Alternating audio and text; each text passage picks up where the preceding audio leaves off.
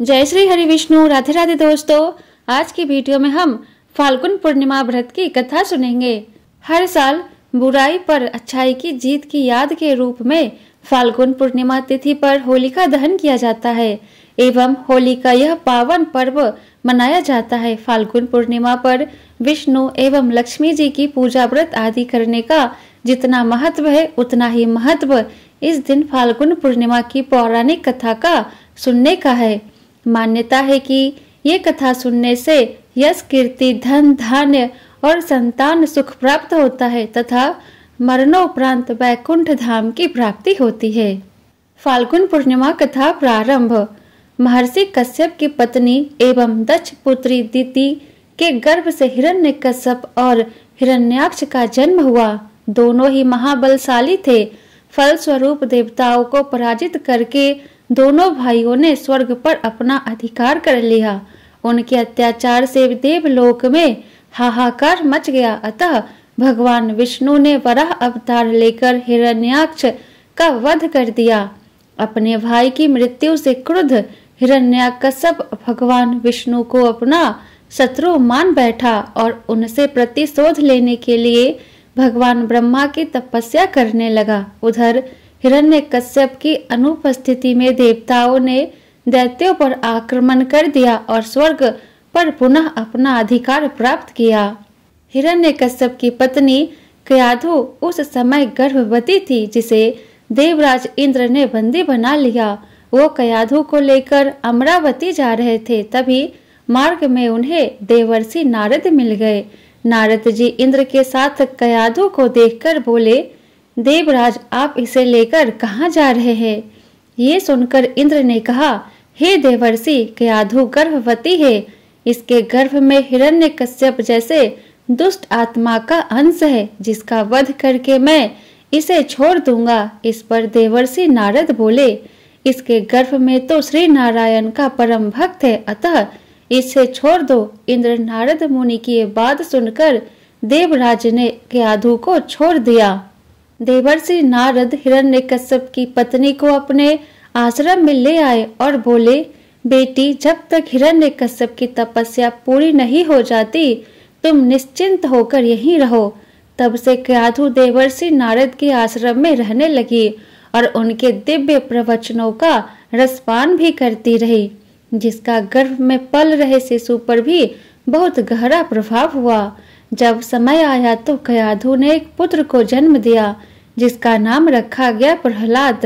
इधर हिरण्यकश्यप की तपस्या जब पूरी हो गई तो ब्रह्मा जी ने प्रसन्न होकर उसे मनोवांछित वरदान दिया, जिसके पश्चात वो अपने राज्य वापस लौट आया। कयाधु भी प्रहलाद को लेकर अपने पति के पास चली आई।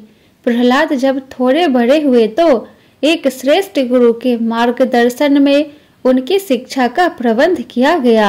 एक दिन जब हिरण्यकश्यप अपने समस्त मंत्रियों के साथ बैठे हुए थे, तभी प्रहलाद अपने गुरु के साथ वहां आए और पिता को कृतज्ञता पूर्वक प्रणाम किया। ये देखकर हिरण्यकश्यप अति प्रसन्न हुआ और बोला, वत्स प्रहलाद, तुमने अब तक की शिक्षा के दौरान कौन सी सबसे अच्छी बात सीखी है, मुझे बताओ। ये सुनकर प्रहलाद ने कहा, पिताश्री, मैंने अब तक जो सबसे अच्छी बात सीखी है वो ये है कि जो आदि, मध्य और अंत से रहित अजन्मा है, इस जगत के पालनहार है, दीन दुखियों के स्वामी है, उन श्री हरि को मैं बारंबार प्रणाम करता हूँ। ये बात सुनकर हिरण्यकश्यप क्रोध से लाल हो उठा। उसने प्रहलाद के गुरु पर चीखते हुए कहा, अरे मूर्ख ब्राह्मण, तूने मेरे इस बालक को मेरे परम शत्रु का गुणगान करने की शिक्षा क्यों दी?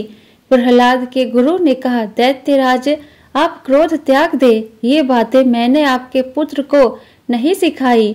ये सुनकर हिरण्यकश्यप आश्चर्यचकित हो गया और बोला, पुत्र, बताओ तुम्हें ये उपदेश, ये शिक्षा किसने दी है? प्रहलाद बोले, हृदय में स्थित भगवान विष्णु ही तो संपूर्ण संसार के उपदेशक है। उनके अतिरिक्त और कोई किसी को कुछ नहीं सिखा सकता। ये सुनकर हिरण्यकश्यप क्रोध से पागल हो उठा और बोला, अरे मूर्ख, मेरे सामने ये विष्णु कौन है? तू क्यों बार बार उस दुष्ट का नाम ले रहा है? क्या तू इसका परिणाम जानता है? हिरण्यकश्यप ने प्रहलाद को बहुत समझाया। मृत्यु दंड का भय दिखाकर भी विष्णु भक्ति से दूर करना चाहा, परंतु प्रहलाद के मन से भगवान विष्णु के प्रति श्रद्धा तनिक भी कम न हुई। इसके पश्चात क्रोधित हिरण्यकश्यप ने अपने सेवकों को आज्ञा दी कि इस दुरात्मा को मौत के घाट उतार दो। इस शत्रु प्रेमी से मुझे कोई लाभ नहीं है। यह कपूत तो अपने ही कुल का नाश कर देगा। दैत्यराज हिरण्यकश्यप की आज्ञा अनुसार उसके सैनिकों ने प्रहलाद पर तरह तरह के अत्याचार किए और उन्हें मारने का प्रयास किया, परंतु हरि कृपा के कारण वो सब प्रहलाद का बाल भी बांका करने में असमर्थ रहे। हिरण्यकश्यप यह सब देखकर बहुत क्रोधित हुआ। अंततः उसने अपनी बहन होलिका को आदेश दिया कि वो प्रहलाद को गोद में लेकर अग्नि में बैठ जाए, क्योंकि होलिका को यह वरदान प्राप्त था कि अग्नि से उससे कोई हानि नहीं होगी। अपने भ्राता का आदेश मानकर होलिका भक्त प्रहलाद को अपनी गोद में लेकर अग्नि में बैठ गई। उस समय प्रहलाद हाथ जोड़कर आंखें बंद कर निरंतर प्रभु ध्यान में मग्न रहे और नारायण नारायण का जप करते रहे। हरि कृपा के फल स्वरूप प्रहलाद अग्नि में बैठकर भी सकुशल बच गए, किंतु होलिका उसी आग में जलकर भस्म हो गई। इति फाल्गुन पूर्णिमा व्रत कथा समाप्त। बोलो विष्णु भगवान की जय, भक्त प्रहलाद की जय।